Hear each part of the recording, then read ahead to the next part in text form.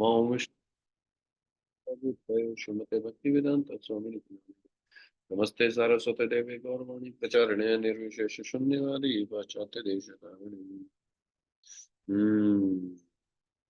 So welcome once again everyone in sixth session of TYS. Does God has a form? Have a form? तो ये बहुत important topic है actually, और ये एक बहुत सबसे ज्यादा महत्वपूर्ण विषय है किसी भी स्पिरिचुअलिस्ट की लाइफ में, है ना। कई प्रकार के स्पिरिचुअलिस्ट्स हैं, लेकिन अ, निराकारवादी, साकारवादी, तो भगवान का फॉर्म है या नहीं है, शास्त्र इस बारे में क्या बताते हैं, तो इसके ऊपर आज हम थोड़ी चर्चा करेंगे। और अगर समय बचा तो हम कोशिश करेंगे, जो कल हमने सेशन लेना प्रैक्टिकल एप्लीकेशंस वाला, वो भी आज ही ले ले, और कल का पूरा सेशन जो है वो डेडिकेट कर दें खाली प्रश्न उत्तर के लिए, क्वेश्चन आंसर्स के लिए। अभी तक के पिछले 6 स्लाइड्स में हमने जो भी किया, आप उनको रिवाइज करिए। आपके जो प्रश्न है, नेचुरली जो भी कोई प्रश्न होंगे तो उनको रिवाइज कर देंगे हम, उनको जो है सभी के प्रश्न का क्वेश्चन आंसर हम लेंगे, ठीक है। तो कोशिश करते हैं इसको आज दोनों सेशंस को एक साथ खत्म करने का। अगर हो गए तो, नहीं हुए तो फिर कल फिर उसको दे देंगे, क्योंकि प्रैक्टिकली आप सारी एप्लीकेशंस कर ही रहे हैं, आप 16 वाला कर ही रहे हैं, 4 नियमों का पालन कर ही रहे हैं, आप सब कुछ जानते ही हैं। तो शुरू करते हैं आगे। हम्म तो भगवत गीता में अर्जुन भगवान से पूछते हैं 12वें अध्याय के पहले श्लोक में कि एवं सतत युक्ता ये भजताम भक्तास्त्वं पर्युपासते ये चापि अक्षरम अव्यक्तम तेषाम के योग वित्तम। कि भगवान से अर्जुन पूछते हैं कि इन दोनों में से सबसे ज्यादा कौन परफेक्ट है, सबसे ज्यादा परफेक्ट कौन है? वो व्यक्ति जो आपके प्रेममयी सेवा में हमेशा लगा रहता है, या वो व्यक्ति जो निराकार निर्ब्रह्म की उपासना करता है? तो इन दोनों में से ज्यादा महान कौन है, ज्यादा परफेक्ट कौन है? देखिए, अब सीधा क्लियरली पूछ रहे हैं, इसमें कोई कंफ्यूजन नहीं है किसी प्रकार का। मतलब बात को घुमाना हो तो कितना मर्जी घुमा लो, लेकिन यहाँ पे देख लिए क्लियरली पूछ रहे हैं भगवान से अर्जुन। अब भगवान क्या बोलते हैं इस बारे में? श्री भगवान उवाच मय्यावेश्य मनो ये माम नित्य युक्ता उपासते श्रद्धया परयोपेतास्ते में युक्त तमा मतम्। भगवान बताते हैं कि जो अपने मन को मेरे साकार रूप पे हमेशा लगाए रखते हैं और मेरी जो है पूजा अर्चना में लगे रहते हैं, सेवा में लगे रहते हैं, वो मेरे लिए मेरे द्वारा जो मेरा ये निष्कर्ष है कि वो अध्यात्मवादी जो है सबसे ज्यादा परफेक्ट है, वो मेरे द्वारा सबसे परफेक्ट माने जाते हैं। अच्छा, तो भगवान ये जो निराकारवादी होते हैं, इनका क्या हाल? ये क्या परफेक्ट नहीं होते हैं? तो भगवान फिर 5वें श्लोक में बोलते हैं क्लेशो अधिकतरस्ते शाम अव्यक्तासक्त चेतसाम अव्यक्ता ही गतिर दुखम देहवद्भिर अवाप्यते। कि जो व्यक्ति, जिनके मन जो है निराकार निर्विशेष ब्रह्म ज्योति, जैसे आपने सुना था है ना, ब्रह्म ज्योति पे लगे रहते हैं, उनके लिए ना एडवांसमेंट कर पाना बहुत मुश्किल है, बहुत कठिन होता है, और बहुत दुखद होता है, बहुत कष्ट उनको सहन करने पड़ते हैं वास्तव में अपने मार्ग में। क्यों? और नेचुरल है। अगर आपको, अब उनके लिए कोई वो रूप नहीं है, कोई कुछ नहीं है। अब जैसे हमारा एग्जांपल ले लो आप, जैसे भगवान 9वें अध्याय के दूसरे श्लोक में बताते हैं कि जो राज विद्या राजगुह्यम पवित्रम इदम उत्तमम प्रत्यक्षावागमम धर्मण्यम सुसुखम कर तुम अव्ययम। कि बहुत ही प्रसन्नता पूर्वक इसे संपन्न किया जा सकता है, मेरी जो भक्ति में लगे रहते हैं, इस विद्या को जो अपने जीवन में उतारते हैं। अब आप देखिए, अब हमारा कितना जीवन सुखद हो चुका है जब से हम इस कृष्णा कॉन्शियसनेस में जुड़े हुए हैं।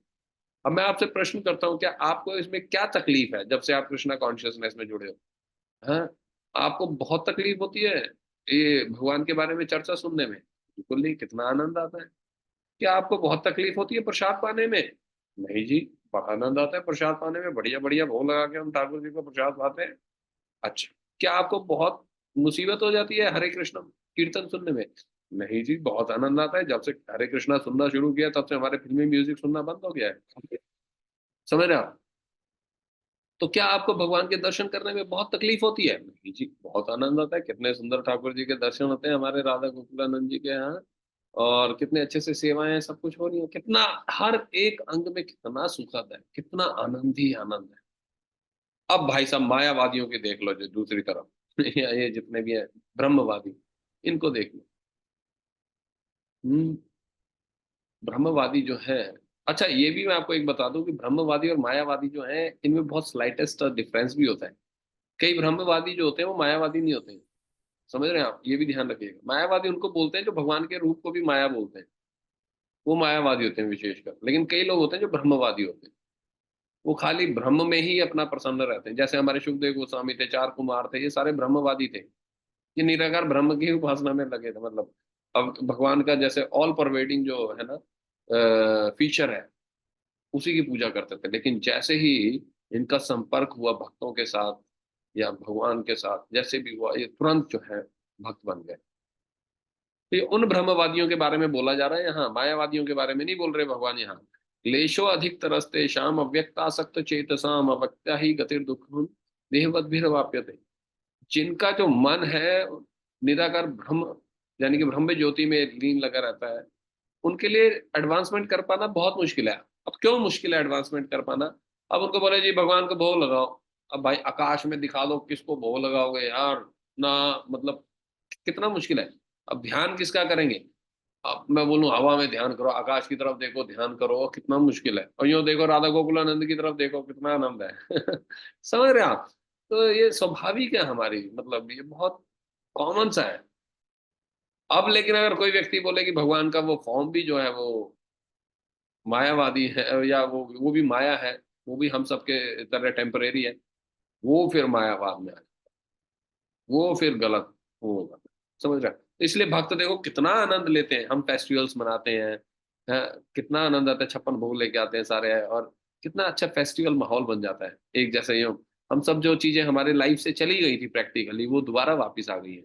जैसे फॉर एग्जाम्पल आज से 20 साल पहले की बात करते हैं, जब विवाह होते थे, या 30 साल पहले विवाह होते थे, उस समय बहुत आनंद आता था।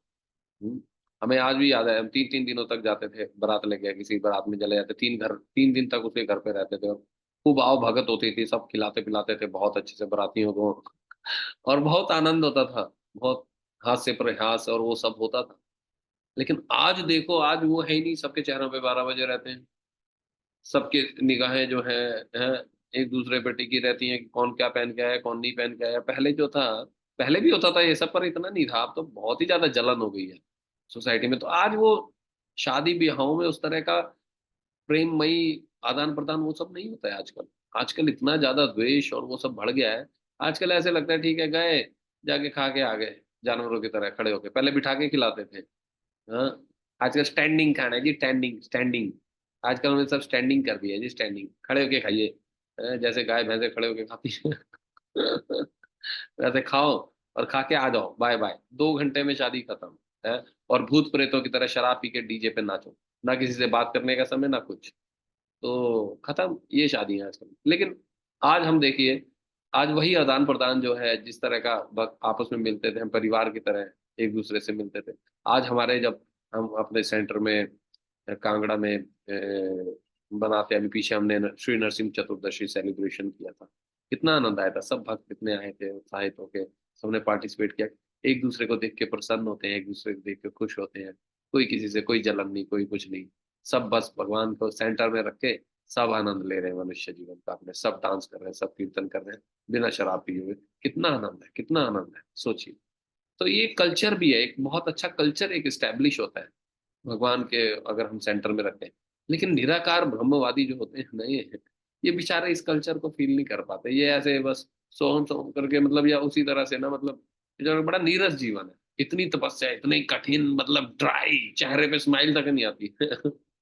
तो बहुत इसीलिए बोला गया, बहुत ट्रबलसम है वास्तव में ये, बहुत कठिन है। लेकिन अल्टीमेटली इनको भी भगवान मिल जाते हैं, लेकिन मायावादियों को नहीं मिलते। मायावादी कृष्णेर अपराधी, मायावादी तो सीधा कृष्ण की फॉर्म पे ही चैलेंज करते हैं, उनको नहीं मिलते भगवान पे। आगे चलते हैं। ब्रह्म संहिता में ये भी बोला गया, लेकिन भगवान भी निराकार है। अब निराकार किस तरह से है? अब भगवान के शरीर से जो है वो ब्रह्म ज्योति निकलती है, तेज निकलता है। ठीक है, वो तेज को जो है कोई मानता है कि यही सब कुछ है, तो वास्तव में वो गलत भी नहीं है, क्योंकि भगवान के शरीर से ही वो तेज निकल रहा है ना, तो एक तरह से सही भी है, लेकिन वो पूर्ण सत्य नहीं है। वो सत्य है, ठीक है, लेकिन उसमें आनंद नहीं है। अब मैं आपको किसी ऐसे कमरे में बंद कर दूं जी, जहां पे जन्म मृत्यु बुढ़ापा बीमारी ना हो, जो लोग ब्रह्म ब्रह्म का रियलाइजेशन कर लेते हैं ना, तो उनको मुक्ति मिल जाती है मान लीजिए, तो ब्रह्म में लीन हो गए मान लीजिए, तो लीन होके कर क्या लोगे आप वहां? सेवा तो करोगे नहीं।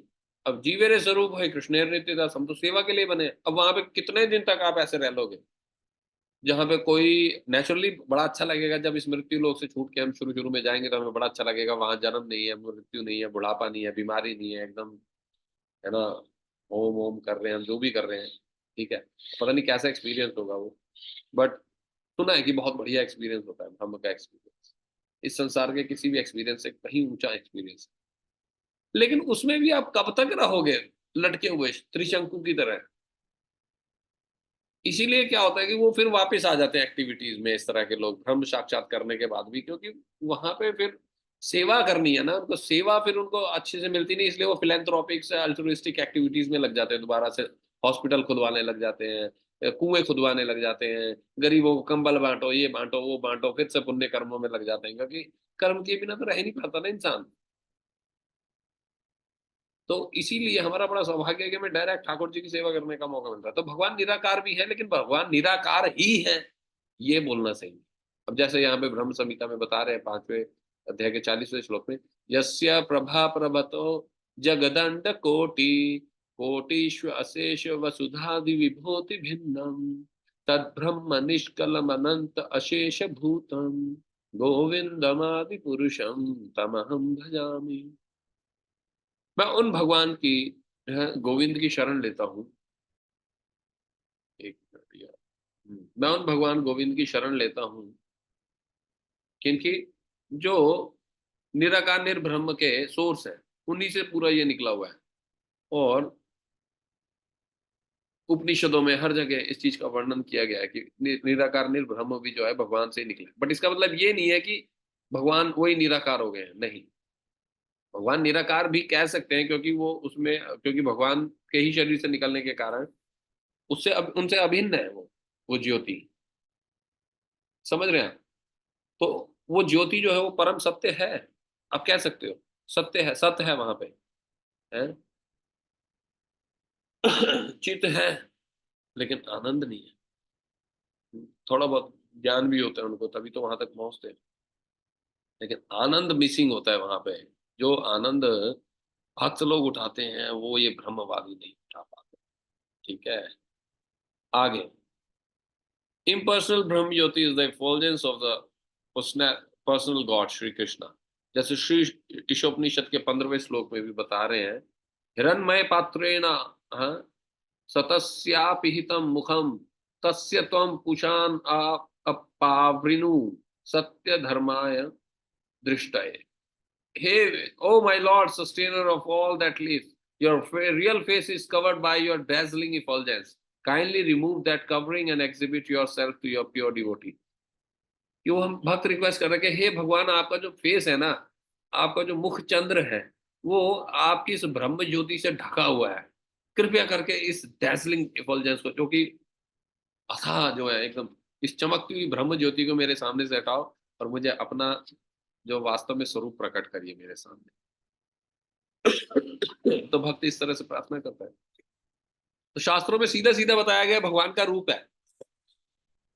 आज हम यही चर्चा कर रहे हैं, इस आज के सेशन का यही सबसे बड़ा ऑब्जेक्टिव है हमारा, कि भगवान का स्वरूप है और वो सच्चिदानंद है, भगवान निराकार नहीं है।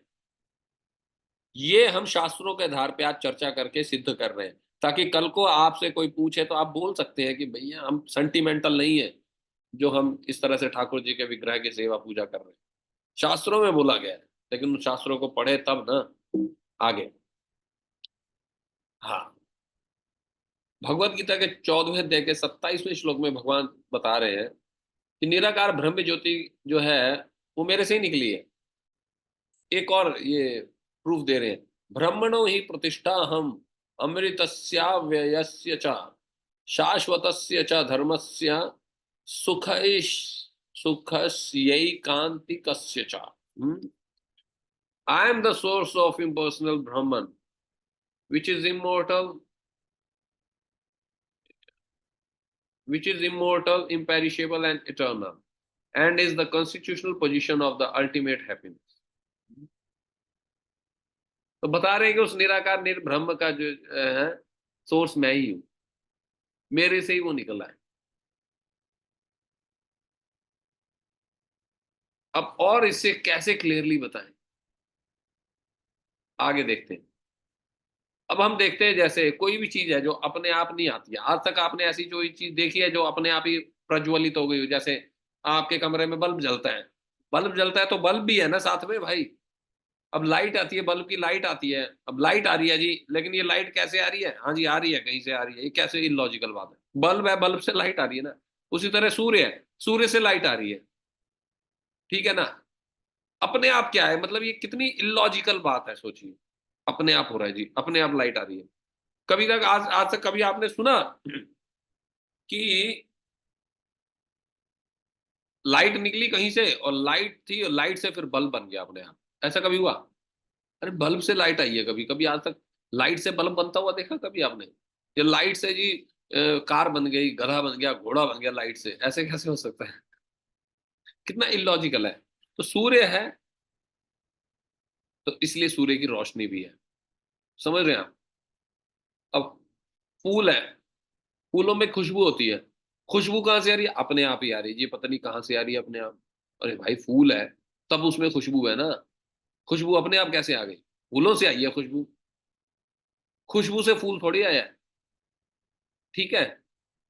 तो अब जैसे पेंटिंग है तो कोई आर्टिस्ट भी है, अब ये मोनालिसा की पेंटिंग है, अब ये लियोनार्डो दा विंची ने पिक्चर बनाई थी, ठीक है, तो आर्टिस्ट है ना, एक पेंटिंग के पीछे आर्टिस्ट है ना, ऐसे अपने आप थोड़ी पेंटिंग बन गई है। हम्म। और ये सारे क्या है, ये सब जो है इन सब का स्वरूप इन सब का फॉर्म है, ठीक है ना।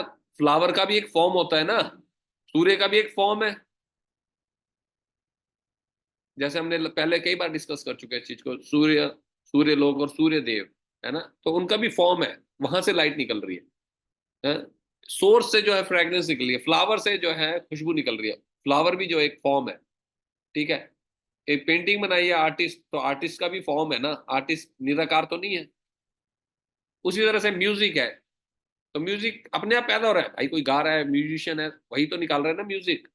अब जैसे हरिप्रसाद चौरसिया जी है, म्यूजिक ये बहुत अच्छी फ्लूट बजाते हैं, अब फ्लूट कहाँ से बज रही है? अपने आप बज रही है जी फ्लूट, अपने आप हो रही है जी, सब कुछ हवा में हो रहा है, हवा में ही चल रहा है सब कुछ ऐसे। अरे भाई वो व्यक्ति बजा रहे हैं तभी तो आ रहा है। अब जैसे जाकिर हुसैन जी है, ये बहुत बढ़िया तबला बजाते हैं, तो ये जाकिर हुसैन जी का वो है ना, फॉर्म है ना, ऐसे थोड़ी है कि अपने आप ही तबला बज रहा है।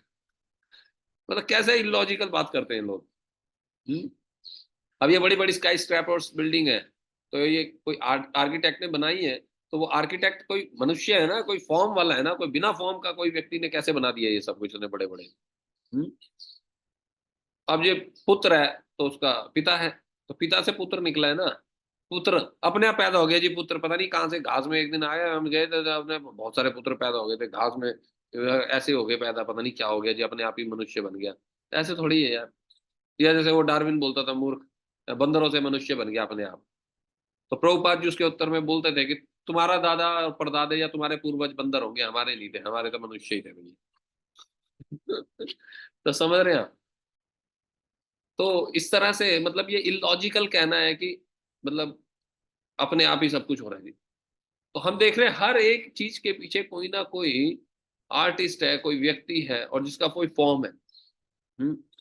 उसी तरह से आइजैक न्यूटन कहते थे, सर आइजैक न्यूटन कहते थे ये यूनिवर्स है, ये क्रिएशन है, तो इसका कोई ना कोई क्रिएटर है।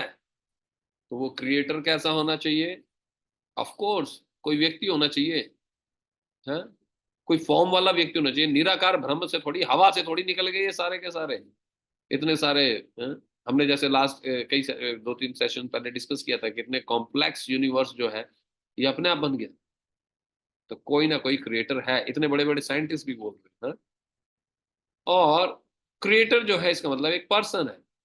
अब ऐत्रेय उपनिषद 3.11 में बोला गया है, स अक्षता तत्तेजो सृजता, the supreme lord saw and his power sent for the creation. अब भगवान ने दृष्टिपात किया और ये क्रिएशन हो गई। अब दृष्टिपात कौन करेगा भैया? हवा से थोड़ी होगा दृष्टिपात। दृष्टिपात हो रही है मतलब उसकी आंखें होंगी। अब आंखें होंगी तो खाली उसमें आंखें थोड़ी होंगी, उसकी पूरी फॉर्म होगी ना फिर। इसका मतलब वो कोई व्यक्ति है जिसने देखा। कोई कोई इम्पर्सनल व्यक्ति थोड़ी देखेगा, इम्पर्सनल चीज थोड़ी देखेगी। उसी तरह से आगे बता रहे हैं 1.12 में, स इमान लोकान असृजात, the supreme atma, the super soul, glanced upon his own energy maya and created all moving and non moving beings। अब भगवान ने क्या किया? दृष्टिपात किया महत्त्व पे, माया पे, और उसके बाद ये सारे चर और अचर जीव प्रकट हो गए। अब दृष्टिपात कौन करेगा? जिसकी दृष्टि होगी, जिसकी आंखें होगी, यानी कि वो व्यक्ति है, पर्सन है। उस तरह से भगवान श्री कृष्ण को कहते हैं, कई लोग ये बोलते हैं वेदों में कहां बताया गया है भगवान श्री कृष्ण के बारे में, तुम सब कृष्णा कृष्णा करते रहते हो, हम तो वेदों को मानते हैं, वेदों में तो कहीं नहीं बोला गया। तो आइए जी वेदों से भी ले लेते उदाहरण। गोपाल तापनी उपनिषद, जो कि अथर्ववेद का ही एक पार्ट है, उसमें बोला गया है पहले मंत्र में, ओम नमः सच्चिदानंद रूपाय कृष्णा कलिष्ट करिने नमो वेदांत वेदयाय गुरुवे बुद्धि साक्षिने। I offer my respectful obeisances at the lotus feet of Sri Krishna, who is eternal, full of knowledge and bliss, who is the subject matter of Vedanta, who is the absolute cause of creation, maintenance, and destruction, who destroys the five types of miseries of his devotees, who is our spiritual master and source of our intelligence। अब बताओ इससे clear क्या बोले? वो बोल रहे हैं मैं उन भगवान श्री कृष्ण के चरण कमलों है प्रणाम करता हूं, उनके चरण कमलों पे, जो जो कि सच्चिदानंद है, पूर्ण सत्य है, पूर्ण सत्य नॉलेज अवेलेबल है, और पूर्ण आनंद से भरे हुए हैं, और जो वेदांतों का जो है विषय वस्तु है। और उन्हीं के कारण जो है इस संसार का सृजन, पालन और संहार होता है। और जो अपने भक्तों की 5 प्रकार की जो है मिजरीज को, दुखों को खत्म कर देते हैं, और जो कि पूरे संसार के जो है स्पिरिचुअल मास्टर है, गुरु है, और हर किसी को बुद्धि देने वाले हैं। अब इससे और क्लियरली क्या बोले बताइए? ये देखिए वेदों में भी आ गया। आगे देखते हैं दूसरे टेक्स्ट में। हम्म, गोपाल तापनी उपनिषद के दूसरे ही उसमें पूछते हैं चार कुमार। एक बार चार कुमारों ने ब्रह्मा जी से पूछा कि हे पिताजी, हे भगवान, आप ये बताइए कि इस संसार में सबसे महान कौन है? सबसे महान कौन है जो कि इतना महान हो कि स्वयं मृत्यु का साक्षात देवता भी उससे भयभीत हो? कौन है वो व्यक्ति जो, जिसको जानने के बाद और कुछ जानना शेष नहीं रह जाएगा इस भौतिक संसार के बाद, और जिसकी कृपा से ये संसार घूम रहा है, चल रहा है ये भौतिक संसार, और उस व्यक्ति को जानने के बाद अन्य कुछ शेष नहीं रह जाएगा जानने के लिए? वो व्यक्ति कौन है? ब्रह्मा जी से पूछा डायरेक्ट, चार कुमारों ने, उनके प्रथम पुत्रों ने। तो अब ब्रह्मा जी ने उत्तर दिया, तदु ही उवाचा ब्रह्मणः श्री कृष्णो वै परमम देवतम। अब भगवान ब्रह्मा जी क्या बोल रहे हैं? अपने उत्तर में भगवान बता रहे हैं, Who knows the science of absolute truth, जो व्यक्ति वास्तव में परम सत्य, परम विज्ञान को जानता है, वो कह रहे हैं भगवान श्री कृष्ण ही स्वयं भगवान, परम भगवान है, परम ब्रह्म है। हाँ, और वो बता रहे पर ब्रह्म कैसे है? वो supreme personality of God head, उनका फॉर्म है, वो सच्चिदानंद से भरे हुए हैं और परम भगवान है, और वो सभी के सभी देवी देवताओं द्वारा पूजित होते हैं। अब ये भी बोल रहे हैं कि वो भी साकार रूप है उनका जी, वो निराकार ब्रह्म को नहीं बोल रहे समझ रहे हैं आप? तो यहाँ पे ब्रह्मा जी साक्षात स्वयं बता रहे, देखिए वेदों में डायरेक्ट यहाँ पे वो आ रहा है उदाहरण। आगे चौथे टेक्स्ट में बोलते हैं, हाँ, अब से उन चार कुमारों ने प्रश्न पूछा था कि वो कौन व्यक्ति है जिससे मृत्यु का देवता भी जो है भयभीत होता है। तो ब्रह्मा जी ने बोला कि वो श्री कृष्ण है, वो गोविंद है, जिनसे साक्षात मृत्यु भी भयभीत होती है, मृत्यु के देवता भी जो है भयभीत होते हैं। हाँ? और by acquiring knowledge of scriptures and by worshipping the supreme lord a person becomes immortal। और शास्त्रों के द्वारा हम समझते हैं और हम शास्त्रों से सीखते हैं कि कैसे उस पर ब्रह्म की पूजा करनी चाहिए, कैसे उनकी पूजा करने के उपरांत वो व्यक्ति जो है मृत्यु से परे हो जाता है, यानी कि भगवान के भक्त जो है मृत्यु पे भी विजय प्राप्त कर लेते हैं। और कहते हैं स्वयं जो है मृत्यु भी जो है भगवान के भक्तों को अप्रोच करने में डरती है। क्यों? क्योंकि भगवान श्री कृष्ण स्वयं अपने भक्तों की रक्षा करते हैं। जैसे अब आप तो कहोगे भक्तों की तो मृत्यु होती है, ऑफ कोर्स होती है, लेकिन भक्तों की मृत्यु में और अभक्तों की मृत्यु में बहुत अंतर। ये उसी तरह से उदाहरण दिया जाता है, जैसे बिल्ली है, उसी मुंह से अपने बच्चे को भी ले जाती है और उसी मुंह से जो है चूहे को भी पकड़ती है। लेकिन चूहे को कितना दर्द होता है। लेकिन भक्त तो ऐसे होते हैं, कहते हैं भक्त की मृत्यु ऐसी होती है, इधर आंखें बंद करता है और सामने खोलता है, कृष्ण खड़े होते हैं। जैसे नींद का भी उदाहरण देते हैं, जैसे रात में आप सोते हो, आपको तकलीफ होती है? नहीं होती, सुबह उठ के फिर वैसे वैसे ही है, सोने की तरह ये भक्त की मृत्यु।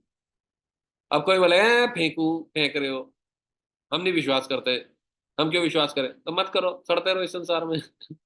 आप भक्तों को देखो ना, भक्तों के हमने देखी है साक्षात अपने सामने, आंखों के सामने हमने देखा है मृत्यु होते हुए। भक्त कितने ब्लिसफुली जाते हैं इस संसार से, हंसते हुए जाते हैं, क्योंकि वो वास्तव में इफेक्ट है।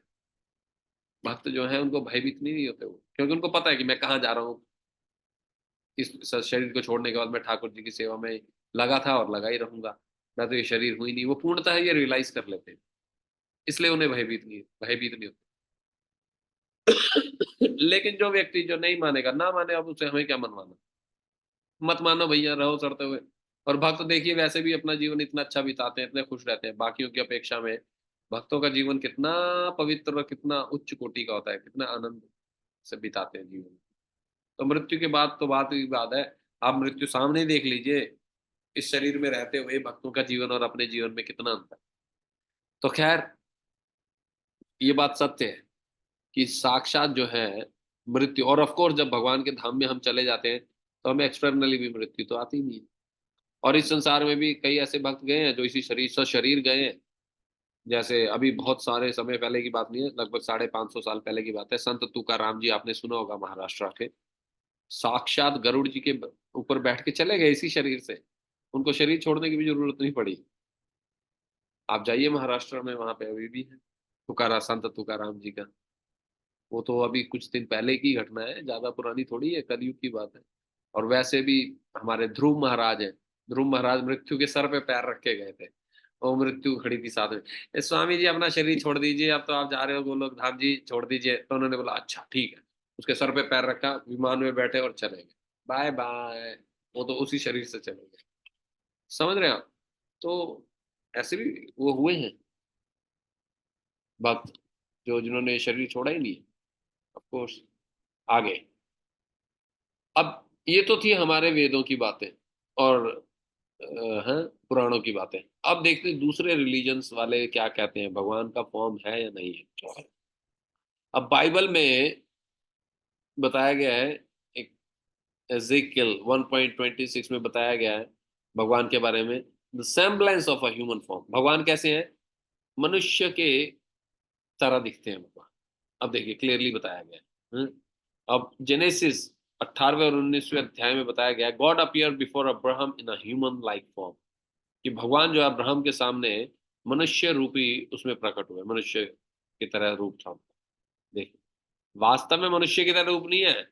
Man is made in the form of image God, कि मनुष्य को जो है भगवान ने अपने जैसा फॉर्म दे दिया है। मनुष्य की तरह नहीं निकला है फॉर्म। बाप से बेटा निकलता है, बेटे से थोड़ी बाप निकलता है। समझ रहे हैं आप? बट ये सिर्फ बताने के लिए, समझाने के लिए हमें बताया गया। जैसे एक्सोडस 24:10 में बताया गया है कि अंडर हिज फीट, उनके चरणों के नीचे।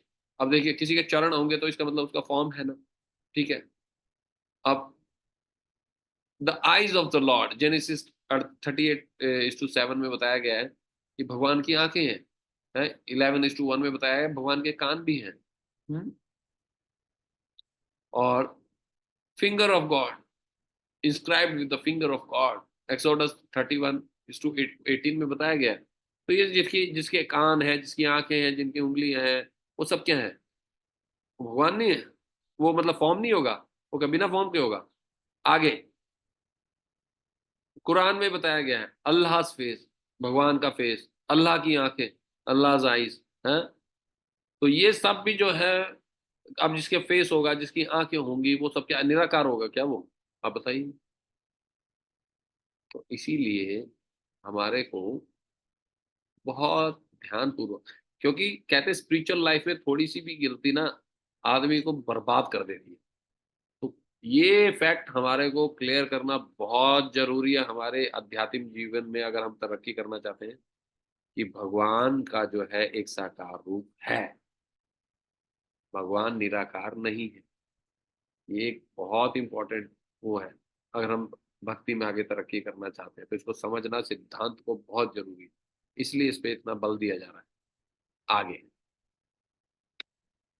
अब यजुर्वेद में श्वेताश्वर उपनिषद में बताया गया है 3.18 में कि भगवान का जो है फॉर्म वो मेटीरियल नहीं है। अब लेकिन मायावादी लोग क्या कहते हैं, उल्टा समझ लेते हैं, मटेरियल समझ लेते हैं। जैसे ये बोलते हैं अपानिपादो जवनो ग्रहीता पश्यति अचक्षो स शृणोति अकर्णः स वेत्ति वेद्यम न च तस्य वेत्ता तमाहुर अग्रयम पुरुषम पुराणम। अब क्या बोल रहे हैं? भगवान के पैर नहीं है और ना ही हाथ है, परंतु फिर भी वो सबसे तेज भाग सकते हैं और किसी को भी पकड़ सकते हैं। और कहते हैं ना उनकी आंखें हैं ना उनके कान हैं, परंतु सब कुछ देखते हैं और सब कुछ सुनते हैं। उनको कोई नहीं जानता और वो सबको जानते हैं। और वास्तव में जानने योग्य वही है, भगवान ही है। Sages describe him as the supreme original personality of Godhead। और सारे ऋषिगण जो उनको क्या बोलते हैं? भगवान, सुप्रीम पर्सनैलिटी ऑफ गॉड है, या कि वो परम भगवान है, उनकी फॉर्म है। समझ रहे हैं आप? अब इसका मतलब ये थोड़ी है कि अब भगवान की पैर नहीं है, हाथ नहीं है, इसका मतलब ये थोड़ी है वो हाथ पैर नहीं है। अरे वो हमारे जैसे मटेरियल हाथ पैर नहीं है, उनके स्पिरिचुअल हाथ पैर है। ये तो वो भाग कैसे सकते हैं, किसी को पकड़ कैसे सकते हैं? हाँ, वो ना उनकी आंख है ना कान है। अरे हम जैसे भौतिक आंख कान नहीं है, इसलिए वो सब कुछ सुन पाते हैं। तो ये एक पोइट्री के उत्तर बताने के लिए बोला गया है, बात को बल उसके देने के लिए बोला गया है, लेकिन इसके लिटरल मीनिंग पे नहीं जाना चाहिए। अब वो कई लोग कहते हैं हाँ देखो देखो शास्त्रों में सीधा लिखा है भगवान का कोई रूप नहीं है, देखो जी देखो। अब भाई मूर्ख हो तुमने, जो समझना समझते रहो। है कि नहीं? आगे अब ब्रह्म संहिता में है, पहले श्लोक में बताया गया 5वें अध्याय के, कृष्ण इस सच्चिदानंद विग्रह है, भगवान श्री कृष्ण का सच्चिदानंद विग्रह है। ईश्वर परम कृष्ण सच्चिदानंद विग्रह अनादिरादिर गोविंद सर्व कारण कारणम। कृष्ण जो कि गोविंद के नाम से जाने जाते हैं, गोविंद भी उनका एक नाम है, वो है सुप्रीम गॉड है, वो परम भगवान है। और उनकी जो है इटर्नल ब्लिसफुल स्पिरिचुअल बॉडी है। और बोल रहे हैं कि वास्तव में उनका सच्चिदानंद विग्रह है, यानी कि पूर्ण सत्य है और पूर्ण चित है, फुल्ली नॉलेजेबल है। और आनंद मतलब पूर्ण आनंद से भरे हुए हैं, यानी कि साक्षात स्वयं उनका स्वरूप ऐसा है। ठीक है। और वही सबके उद्गम है और उनका कोई कारण नहीं है, वो सभी कारणों के कारण है। तो ये क्लियरली बता रहे हैं ब्रह्मा जी साक्षात स्वयं जो है प्रथम जीव इस संसार के, सबसे बुद्धिमान व्यक्ति जो इस संसार के, जिन्होंने पूरी सृष्टि का सृजन किया, वो व्यक्ति बोल रहा है। अब और किसका आपको क्या करवाएं, अब आपको और यकीन हो जाए कि भगवान है वास्तव में, उनका स्वरूप है। क्लियरली बोल रहे हैं हम। उसके बाद यजुर्वेद में बताया गया है, ना तस्य प्रतिमा अस्ति, गॉड हैज नो इक्वल और सिमिलैरिटी। अब ना तस्य प्रतिमा अस्ति का मायावादी लोग बोलते हैं क्या, उनकी कोई प्रतिमा नहीं है जी, उनकी कोई वो नहीं है, रूप नहीं है, ये बोला इस। अरे इसका मतलब ये नहीं है, इसका मतलब ये है कि भगवान के बराबर ना तो कोई है और ना उनके बड़ा है, उनकी तरह इक्वल भी कोई भी नहीं है। गॉड हैज नो इक्वल और सिमिलैरिटी, समझ रहे हैं। तो इस तरह से वो इंटरप्रेट करते हैं वेदों के श्लोकों को। आगे, लेकिन जो मूर्ख व्यक्ति क्या होता है, वो क्या सोचता है, भगवान भगवद गीता के 7वें अध्याय के 24वें श्लोक में बताते हैं, अव्यक्तम व्यक्ति मापन्ना मन्यते माम अबुद्धया परम भावम अजानन्तो ममाव्ययम अनुत्तमम। Unintelligent man who do not know me perfectly think that I, the Supreme Personality of Godhead Krishna, was impersonal before and have now assumed this personality. जो मूर्ख व्यक्ति होता है वो क्या सोचता है, जिसको पूर्ण ज्ञान नहीं होता, वो क्या सोचता है कि जैसे मैं कृष्ण, मेरे कृष्ण के बारे में क्या बोलते हैं वो पहले जो थे इम्पर्सनल थे, पहले जो थे वो अव्यक्त थे, पहले वो ब्रह्म ज्योति थे। अब लेकिन कुछ समय के लिए उन्होंने ये ये शरीर धारण कर लिया, अब उन्होंने ये फॉर्म को स्वीकार कर लिया। अब उनकी इस नॉलेज की कमी के कारण भगवान कह रहे हैं कि वो मेरे जो है हायर नेचर जो है, जो मेरा वास्तविक नेचर है, कि मेरा ना तो कभी मेरा विनाश होता है ना मेरा कोई उद्गम है, मैं ऐसा ही हमेशा बना रहता हूँ, वो इस चीज को नहीं जान पाते। मूर्ख लोग अपने बस मेंटल स्पेकुलेशन करके अपने आप को और दूसरों को ठगते ही रहते। ठीक है, भगवान ने ऐसे व्यक्तियों को अनइंटेलिजेंट बोला गया है, मूर्ख बोला है वास्तव में, जो भगवान के रूप को नहीं मानते। आगे 9वें अध्याय के 26वें श्लोक में भी भगवान क्लियरली बता रहे हैं, पत्रम पुष्पम फलम तोयम यो में भक्तिया प्रयच्छति तदा हम भक्ति उपरीतम अश्नामी प्रयतात्मना। अगर कोई मुझे प्रेम से,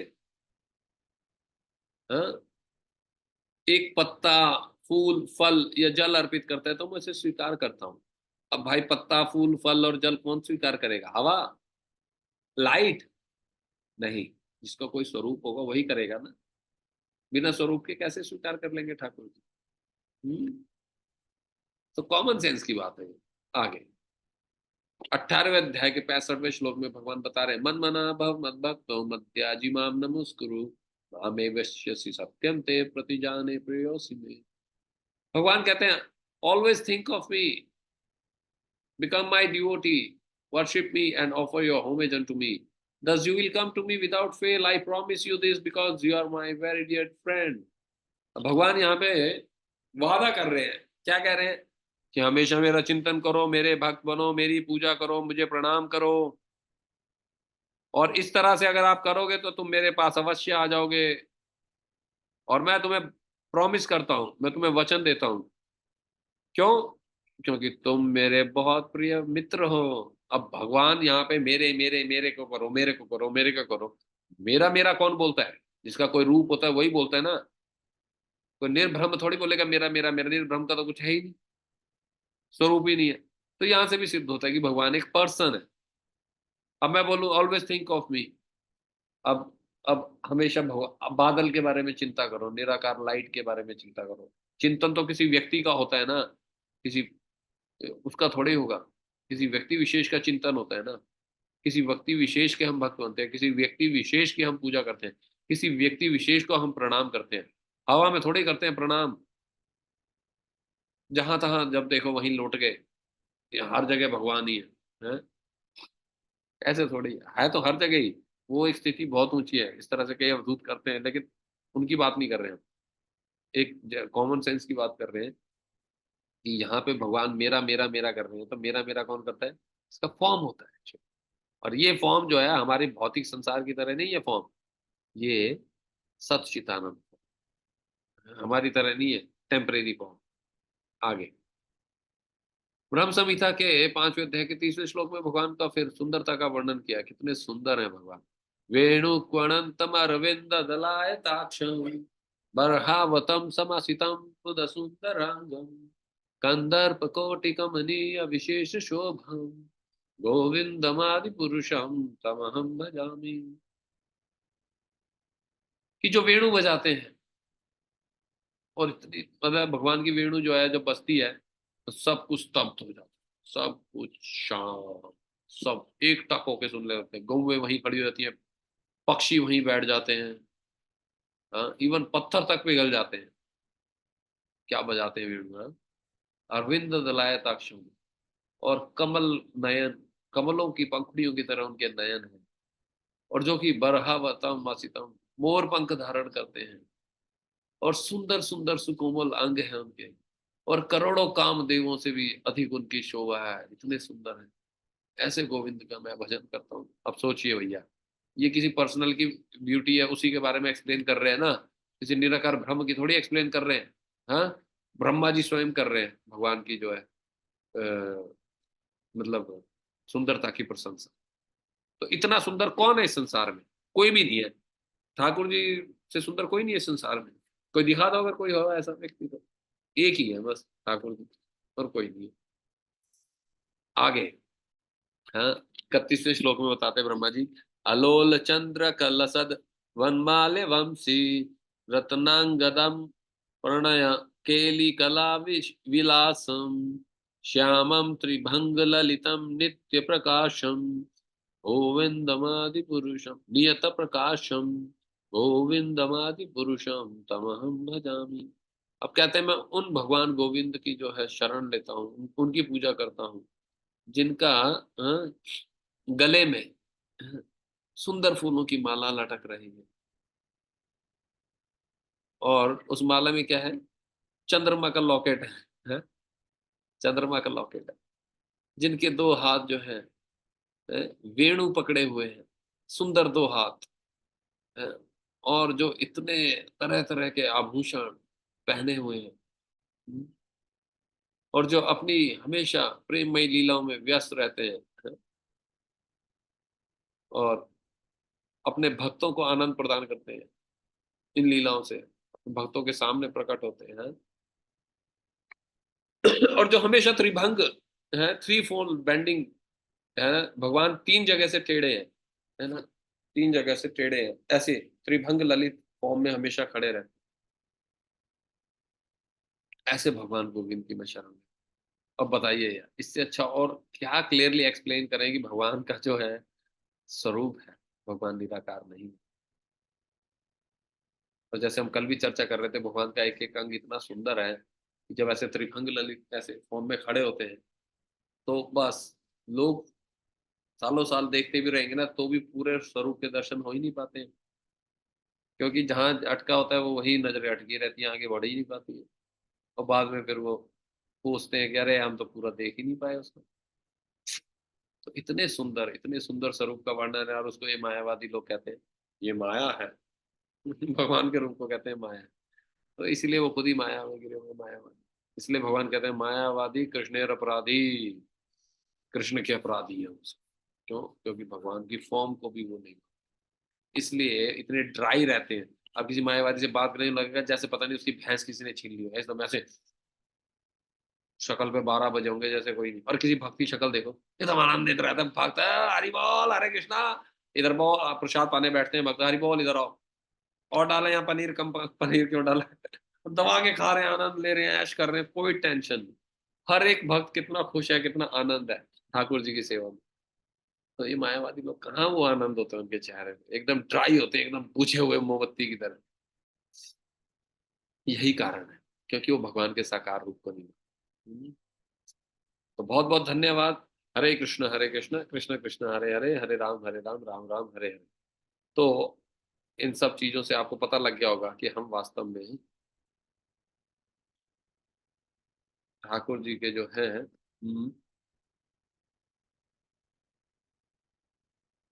बहुत प्रिय हैं हम सब। क्यों?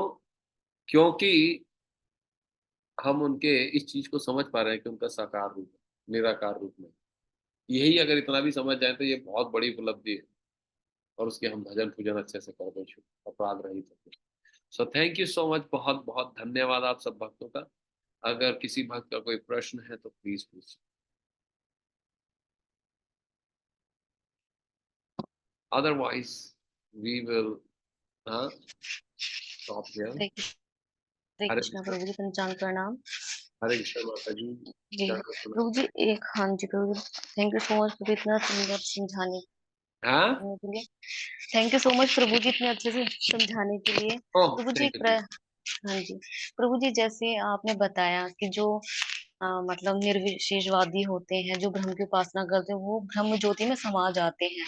तो वो परमानेंट समा जाते हैं या उनको फिर दोबारा से उनको मौका मिलता है कि वो अभी मतलब दोबारा जन्म भगवान के साकार रूप के भक्ति और साकार रूप को समझ सकें और भगवान के फिर दोबारा धाम वापस जा हाँ, सकें? वापिस आ जाते हैं वो, वापिस आते हैं वो। जब तक वो किसी भक्त से नहीं मिलते ना, वो घूमते रहते हैं। ब्रह्मवादी होते हैं ना, तो वो फिर भी आ जाते हैं। कहीं ना कहीं कोई फिर कोई भक्त दिख जाएगा, ठाकुर जी मिलवा देंगे किसी भक्त से, कहते हैं ना, ब्रह्मांड भ्रमित कौन भाग्यवान जीव, गुरु कृष्ण कृपा पाए भक्ति दत्ता बीज। तो जब वो वहां पे रहते हैं, ब्रह्म ज्योति में रहते हैं, तो उनको यही रियलाइज होता है, यार यहाँ तो मजा नहीं है, कुछ भी नहीं है, बस खड़े रहो। तो फिर वो वापिस आ जाते हैं एक्टिविटीज में। फिर पुण्य कर्म करने लग जाते हैं। और फिर पुण्य कर्म करते करते करते, और मान लो सौभाग्य से कोई भक्त मिल गया, जैसे आप सबको कोई ना कोई भक्त मिला होगा, या कैसे भी करके किताब मिली होगी, या कुछ ना कुछ तो वो होगा जिससे आप भक्तों के संपर्क में आ गए, या आपने कोई वीडियो जी, देख लिया होगा, क्लिप देख ली होगी। तो उस तरह से जी, जैसे ही ठाकुर जी जो है कृपा करके आपके पास कोई भक्त भेज देंगे, और फिर वो भक्त जो है आपको कृष्ण से मिलवाएगा। जी तो प्रभु। वो आ जाते हैं वापिस माता जी। कभी ना बहुत, लेकिन ना, कहते हैं ना भगवान कह रहे हैं, लेकिन क्लेशो अधिक तरसते शाम। लेकिन बहुत कलेश के बाद आते हैं, बहुत दुख के कष्ट के भोगने के बाद ही आते हैं उस स्थिति में। हुँ, भक्तों की तरह नहीं नहीं था। जी प्रभु जी, एक है ना माता जी थी, उन्होंने एक प्रश्न किया था कि निराकार की उपासना करते हैं, हमारा हमारा लेकिन उद्धार तो हो जाता है ना, ब्रह्म ज्योति में समाप्त हो जाते हैं ना, तो ये हाँ, चीज़ थी। हाँ, लेकिन मेन चीज ये है कि उद्धार तो हो जाता है, लेकिन उसका फायदा क्या है ऐसे उद्धार का? भक्त तो उसको सुसाइड समझता है, पता है आपको? निराकार हुँ, ब्रह्म में लीन होने का सायुज्य मुक्ति को भगवान, मतलब वो सुसाइड है, स्पिरिचुअल सुसाइड है। हनुमान जी कहते हैं, मुझे ऐसी कोई मुक्ति नहीं चाहिए जिसमें मेरा राम जी से जो ये संबंध है दास्यता का, ये खत्म हो जाए। हुँ, मैं हुँ, इससे मुक्ति को देखता तक नहीं।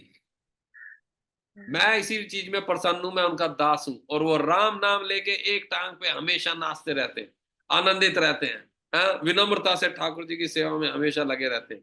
जय श्री राम, क्या आनंद है! ऐसा आनंद हनुमान जी की तरह कौन लेगा? समझ रहे हैं आप? तो रहो जी भैया। प्रभु चलो जी। ठीक है माता जी, बहुत बहुत धन्यवाद। आप रहिए अपनी ब्रह्म ज्योति में घुसी रहिए, बहुत अच्छी बात है जी, थैंक यू आपका। अब जी ठाकुर प्रभु जी, जी की थैंक यू। कृपा होगी, उनको प्रसाद वरसाद खिलाया करिए, शायद थोड़ी धीरे धीरे बुद्धि घूमेगी। उनको नहीं, हाँ, धीरे-धीरे उनको बता रहे तो थे उनको हाँ, थोड़ा भगवत गीता चेंज हो रहा है। उनको जी। भगवत गीता दीजिए प्रभुपाद जी की। ठीक है। और उनको उदाहरण दे सकते हैं, जैसे सुखदेव गोस्वामी थे। सुखदेव गोस्वामी पैदा होते ही भाग के अपने घर से निकल गए, क्योंकि बाहर ही नहीं आ रहे थे। बोल रहे थे मैं नहीं आऊंगा बाहर, क्योंकि आपकी माया पकड़ेगी। तो भगवान ने उन्हें प्रॉमिस किया कि ठीक है, मैं प्रॉमिस करता हूँ मेरी माया नहीं पकड़ेगी, आ जाओ। और बाहर आए और निकल गए भाई साहब घर से, क्योंकि माया तो पकड़ेगी नहीं। अब उनके भाई साहब पिताजी चिल्ला रहे हैं, बेटा वापिस आ जा, वापिस आ जा। वो देख ही नहीं रहे पीछे। अब फिर वेद व्यास जी ने एक युक्ति निकाली। उन्होंने क्या किया, जब भागवतम की रचना कर दी थी, तो अपने शिष्यों को बोला जाओ और ये श्लोक सुनाओ जाके सुखदेव गोस्वामी को। वराह पीड़ा नटवर वपु, इस तरह से कि भगवान के जो है कितने सुंदर स्वरूप का वर्णन किया। और अहो बकी स्तन कालकूटम, कि ऐसे ऐसे भगवान, जिसको वो बकी जो पूतना थी, कालकूट जहर लगा के मारने के लिए आई थी, अब उसने उसको धात्री की गति प्रदान कर दी है गोलोक वृंदावन धाम में। सोचो यार, पूतना को अपनी माँ की गति जैसी गति दे दी। अकम व दयालु शरणम व्रजेमा, कि ऐसे दयालु भगवान को छोड़ के मैं कहाँ जाऊं। अब वो दो श्लोक ये उच्चारण किए उन्होंने, जैसे सुखदेव गोस्वामी के सामने। अब वो तो भैया आत्मा में लीन थे, एकदम से उनकी आंख खुली। अरे भैया ये श्लोक कहाँ से सीखे हो? और वो एकदम से उनके रोमांच हो उठा, क्योंकि ऐसा जो ब्रह्मवादी व्यक्ति है, वो तो किसी भौतिक चीज से अट्रैक्ट होएगा ही नहीं। लेकिन भगवान इतने अट्रैक्टिव है कि स्वयं जो ब्रह्मवादी होते हैं ना, जो जो आत्मा राम होते हैं, आत्मा रामों को भी अट्रैक्ट कर लेते हैं। जो अपनी ही आत्मा में मस्त रहते हैं, जो पूर्णतः अपने ब्रह्म साक्षात्कार में खुश हैं, प्रसन्न है, उनको भी अट्रैक्ट कर लेते हैं। इतने सुंदर है हमारे ठाकुर जी, उनका फॉर्म नहीं होता, कह रहे हैं। अब फिर सुखदेव गोस्वामी ने उनसे पूछा कि ये जी आपने श्लोक कहाँ से सीखे, किसने बताया ये इतने सुंदर श्लोक, बड़ा आनंद आया सुन के। तो उन्होंने बोला आपके पिताजी ने बताए हैं, व्यास देव जी ने। ये तो फिर बोले चलो, फिर वो आए वापस, फिर व्यास देव जी ने उनको भागवत सुनाया, और फिर वो जो है भक्त बन गए। इसी तरह से चार कुमारों का वर्णन आता है। चार कुमार ब्रह्मवादी थे, और जैसे ही वो वैकुंठ गए, उन्होंने भगवान के चरण कमलों पे चढ़ी हुई तुलसी को सूंघा, और सूंघते ही एकदम बस खत्म, फिनिश। सारा ब्रह्मवाद उड़ गया उनका हवा में। इसलिए कहते हैं भगवान के चरणों पे चढ़ी हुई तुलसी को सूंघना चाहिए। और भगवान को जो हम धूप ऑफर करते हैं, ये अगरबत्ती ऑफर करते हैं, उसको स्मेल करना चाहिए अच्छे से। ऑफ कोर्स किसी को एलर्जी ना हो तो थोड़ा बाहर भी रख सकते हैं। ऐसे मजाक कर रहे हैं, लेकिन ऑफ कोर्स कहते हैं भगवान पे चढ़े हुए पुष्पों को सूंघ के, भगवान पे चढ़े हुए धूप को सूंघ के, सूंघते के साथ ही हमारी सारी इंद्र तृप्ति की भावनाएं सब खत्म हो जाती हैं। इतना पावरफुल होते हैं ये सब चीजें। तो धीरे धीरे माता जी उनको ठाकुर जी के उसमें आप मंदिर में लेके आइए, जैसे इस्कॉन टेम्पल दिल्ली में लाए हैं उनको कभी आप? प्रभु जी वो उज्जैन में रहती है, मामी है मेरी। अच्छा, उज्जैन में रहते, उज्जैन में भी हमारा बहुत सुंदर इस्कॉन का हाँ, मंदिर है, वहां लेके जाइए उनको। वहां है, वो जाती हैं तो उनको कहती है मुझे समझ ही नहीं आती चीजें, कुछ चीजें आती हैं और बोलिए आप भगवत गीता पढ़िए, फिलोसफी प्रसाद में। पाइए, धीरे धीरे समझ में आएगा। बोलिए समझने का प्रयास मत करिए, बस आप पढ़िए कह, थोड़ा। वो कहती है बस मैं माला कर लेती हूँ। बाकी मुझे इतनी डीपली नहीं अच्छा, जाना। हरे कृष्ण भगवान का नाम ले रही महामंत्र। है जी। जी। अरे वाह, फिर क्या लो, जी। आपने तो सीधा उनके हाथ में आइटम बॉम्ब पकड़ा दिया। वो तो भक्त महामंत्र बन शुरू गई हैं कर अब। दिए हैं। वो भक्त बन गई हैं, आप कह रहे हैं माला करती हैं, प्रसाद पाती हैं, सब करती हैं, तो अब तो वो अरे भक्त उन्होंने शुरू में बहुत कंफ्यूजन किया, उन्होंने मुझे बहुत ज्यादा इतना प्रश्न पे प्रश्न, बहुत ज्यादा। फिर मैंने कहा कुछ मत कीजिए, आप इतना परेशान मत होइए, आप बस महामंत्र जप कीजिए। बहुत बढ़िया, बहुत तो बढ़िया। आप हमें भी आशीर्वाद दीजिए, जैसे आपने उनको भक्त बनाया, हमें भी बना दीजिए भक्त आप। नहीं नहीं माता जी, आप ओ प्रभु जी सॉरी, आप आशीर्वाद दीजिए जिससे मैं कुछ कर सकूं, मेरा तो बहुत बुरा हाल है, पूछिए मत। नहीं, बहुत अच्छा है, आप सब इतने अच्छे से हैं, सभी कक्षाओं में प्रेजेंट होते हैं, और ये आपकी सिंसियरिटी शो करती है। तो बहुत अच्छे से, वेरी गुड, थैंक यू, आप लगे रहिए। तो धीरे धीरे सब ठीक हो जाएगा, डोंट वरी। फिलॉसफी ज्यादा मत दीजिए, बस भगवत गीता दे दी आपने, माला कर ही रही है, तो धीरे धीरे अपने आप सब ठाकुर जी व्यवस्था कर देंगे। सो थैंक यू सो जी मच, प्रभु। बहुत बहुत धन्यवाद आपका।